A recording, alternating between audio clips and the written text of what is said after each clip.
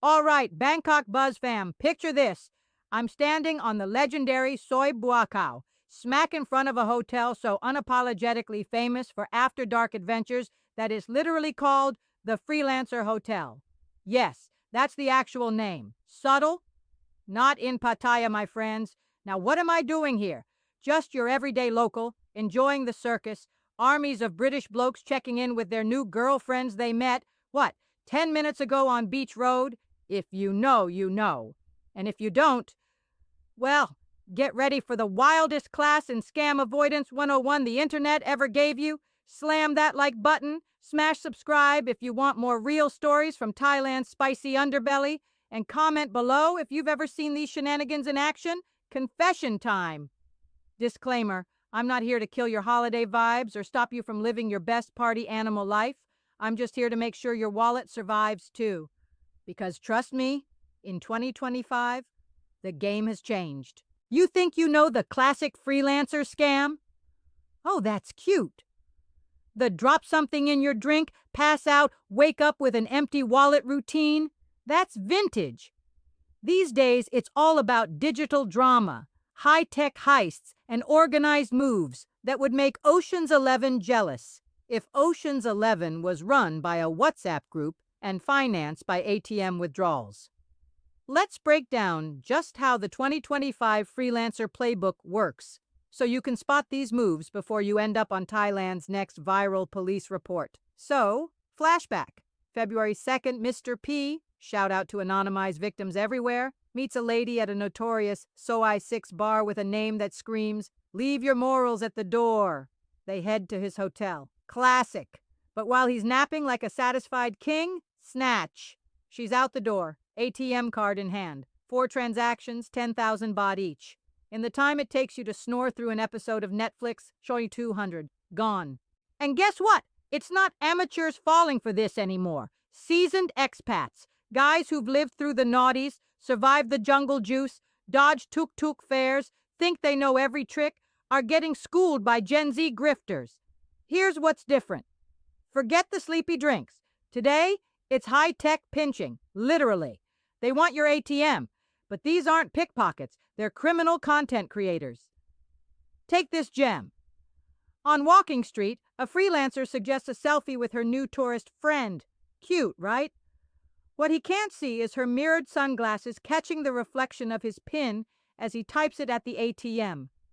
At midnight, wearing sunglasses. If that's not commitment, I don't know what is. But why stop at sunglasses?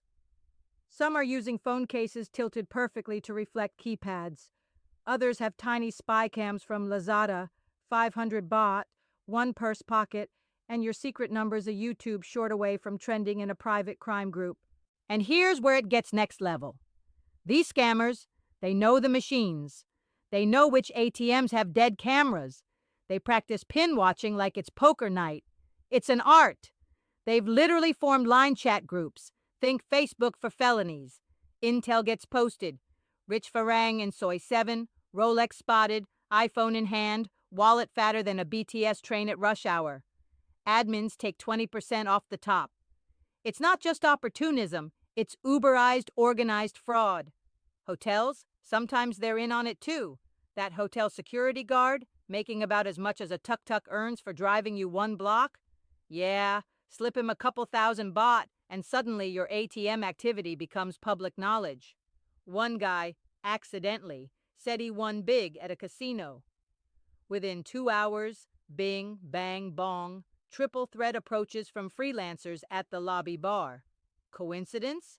Please, this is corporate-level crime. Ready for the science fiction upgrade?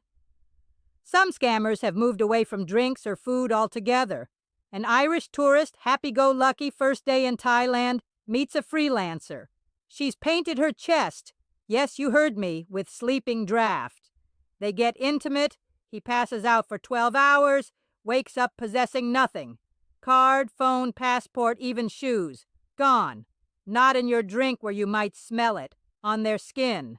Absorbed through, well, you get the idea. Still with me? Because the scams don't end at your door. Let's talk booking hotels online. The new battlefield. Enter fake Facebook pages for real hotels, promising super guest-friendly deals. You transfer money, they confirm the room, you show up, and plot twist. That page was fake, and your Freelancer Deluxe suite is now an expensive lesson in internet literacy. How much are they raking in? These masterminds made 700,000 baht. That's $22,000 for those keeping score, using fake pages and pay-in-advance shams. And when you call the real hotel, you get nothing but a polite "my me" and a story for the pub. Oh, and teamwork. Tag teams are everywhere. One distracts you. Maybe a twirl, a kiss, a sprinkle of charm. Her sister is at the ATM with your card. By the time you finished your chang, they're long gone. Or if you're really unlucky, they're both in your room, one talking while the other's rifling through your stuff. Sometimes the best performances are an ensemble piece. Freelancer hunting zones are mapped with military precision. Beach Road, the Bamboo Bar, Bibong on LK Metro, and of course nightclubs up and down Walking Street. These aren't random encounters. They're expertly managed urban safaris. And the psychological game? Next level. Some of these pros steal just enough that you wonder if you spent it yourself. Did I have 5,000 baht or just 3,000 baht in my wallet last night? It messes with your head. One guy waited 3 days before reporting it because, hey, maybe he was that drunk. Feeling nervous? Good. Now, here's your Freelancer Survival Checklist from your favorite Bangkok Buzz Street professor. 1. Hotel safe or sage-like sorrow. Use the safe for anything important, especially ATM cards. Only take out cash you need. Don't let temptation or tequila convince you otherwise. 2.